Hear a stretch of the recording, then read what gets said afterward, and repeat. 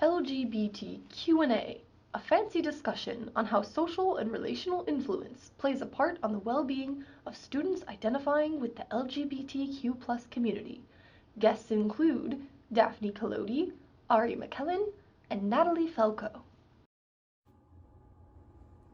Today, we'll be discussing academic performance and mental health for students in the LGBTQ+ community from a social psychology perspective. Specifically, we'll be focusing on how conformity, group dynamics, prejudice, and aggression all play a role in impacting LGBTQ+ individuals' mental health and academic performance.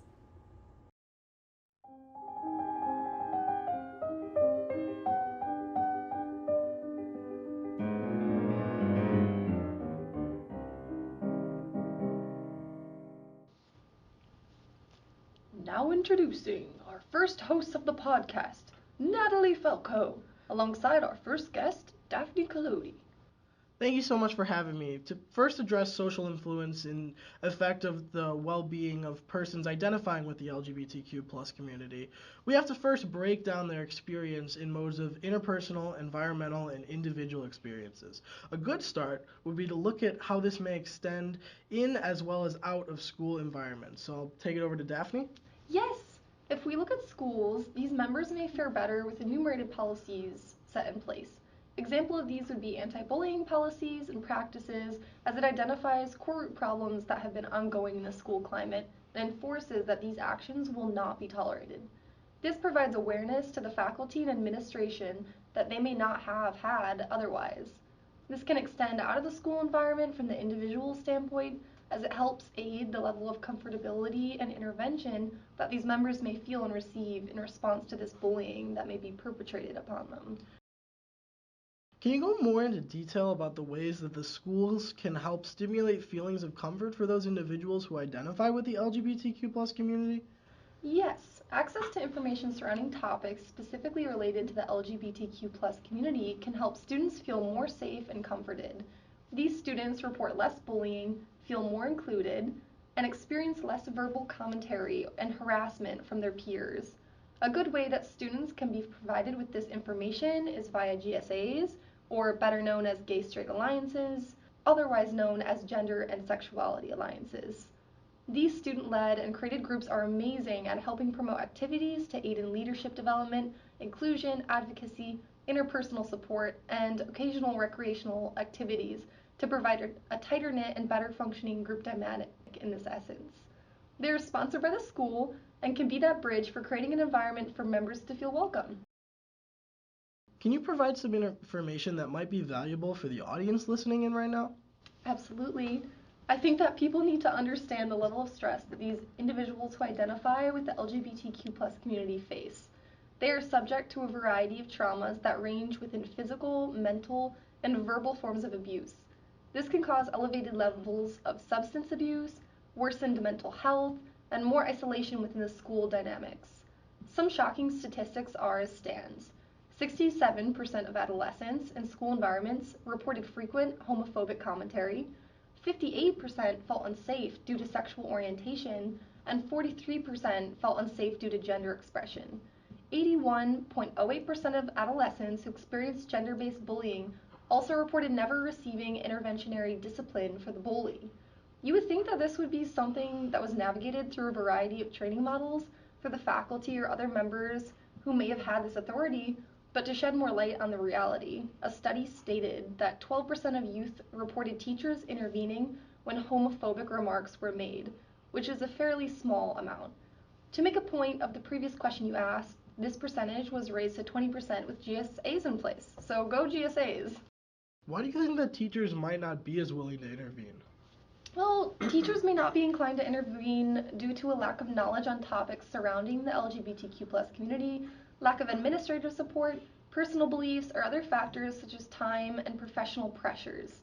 This is exactly why there needs to be adequate resources, not only for students, but for the administration that is leading and guiding them. Okay, great. So the last question, can you explain how this all ties into social influence? Absolutely. All of this ties into a subset of social influence better known as implicit expectations.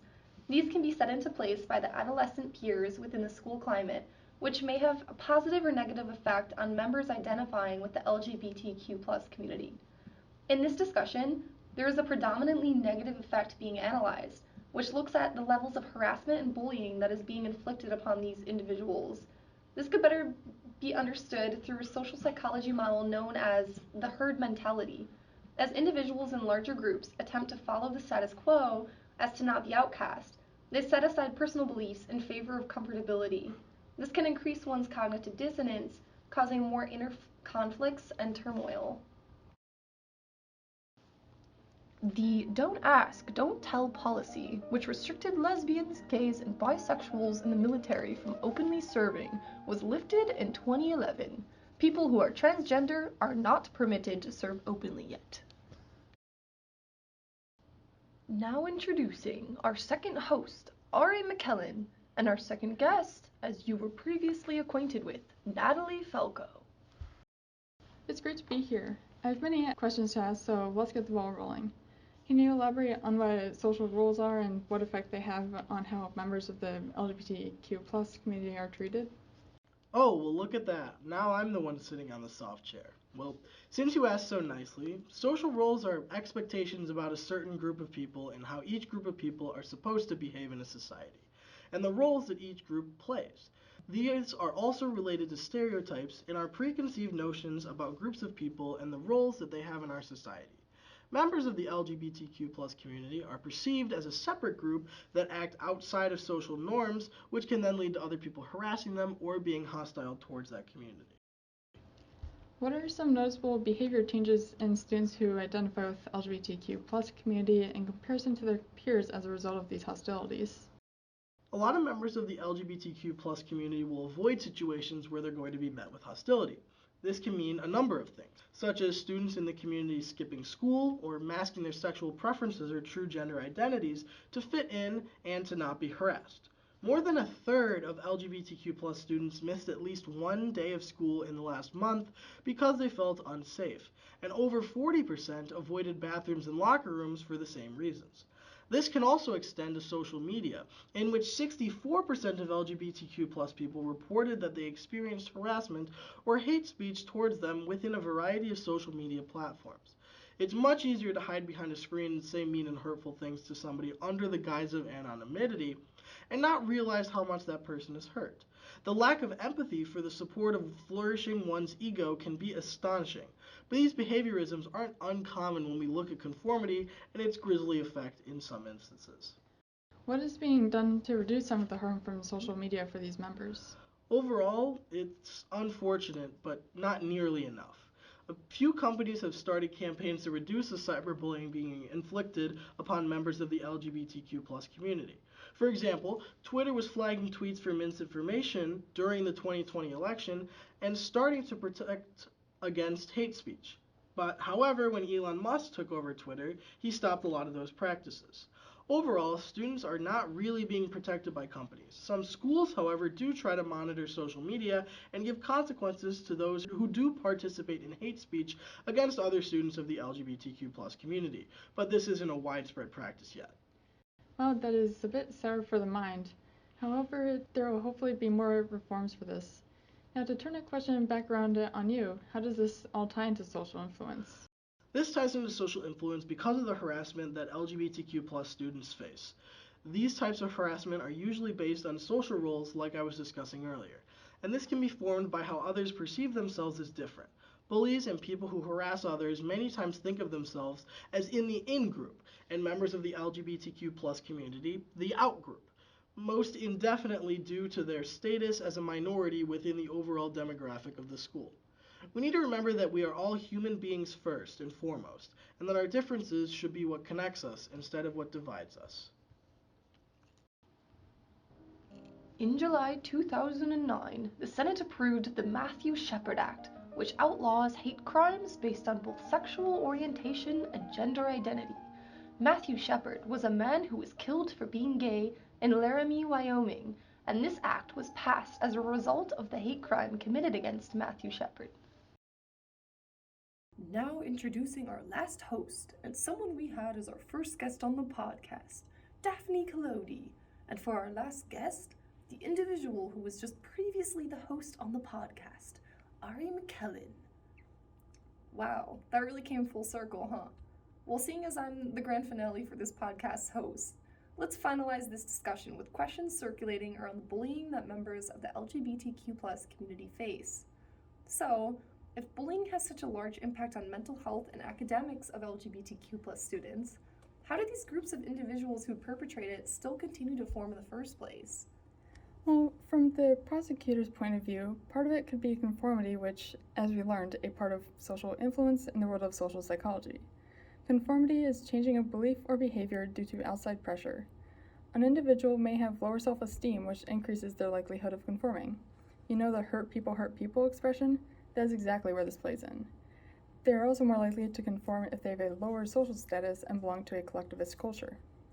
Can you go into more detail about how social status and collectivist culture matters in relation to this? Of course. They matter because if an individual has a lower social status, then they will be more likely to want to climb the ranks, so to speak, even if that means putting another person or group of people down, such as LGBTQ+ students. If they are in a collectivist culture, they will be more likely to segregate against others who are different from them, including LGBTQ+ individuals. Using common sense, shouldn't resources and support of some sort potentially help? That would be ideal, but one survey showed that accessibility to resources for LGBTQ+ students are on the decline. There needs to be more support from schools and staff, as well as education on LGBTQ+ issues. One way there could be more support is to incorporate accurate and inclusive information about the LGBTQ+ community and individuals in the curricula. But with decrease of support and resource accessibility and little to no information, these lead to misinformation and prejudice, a preconceived judgment of a group and its people. There's a fear of the unknown when it comes to LGBTQ+ issues and discrimination. But yes, it would help if there was more. From the survey, over half of LGBTQ+ students face discrimination due to school policies.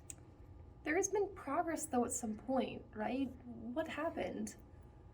Things were going well, particularly in the last couple of decades.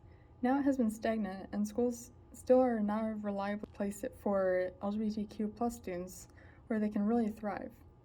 There are many reasons, but one of the most current reasons is the COVID-19 pandemic. That made it particularly difficult to access resources and was and is traumatic for memory. In addition to that, the hate and aggression, which is under the umbrella of relational influence, meaning from extremists, is still around. If anything, things are getting worse. All right, to pull together most of what we talked about on this podcast, can you detail how this gathers itself into the social and relational influence? Of course. So as you stated with the first guest, there are implicit and explicit expectations within social influence. I agree that we would be looking at implicit expectations as this would involve conformity and, as Natalie had discussed, social roles. Normative influence and collectivist culture would also reside within this overarching premise. These terms can be that foundation of how we understand why people change their actions or behaviors to match that of which is accepted or liked by others. Although I can't say that we live in a collectivist culture, it would be notable to acknowledge that this may be why there is more discrimination within school environments for members within the LGBTQ+ community. Normative influence has a huge role in what Natalie was referencing as the in-groups and out-groups. More directly, for relational influence, there is the prejudice against LGBTQ+ students and the aggression from extremists contributing to the harm LGBTQ+ students face. Well, that is a wrap for time. Join us next time as we continue to spread awareness for the LGBTQ+ community on LGBTQ+A. Thank you for listening in.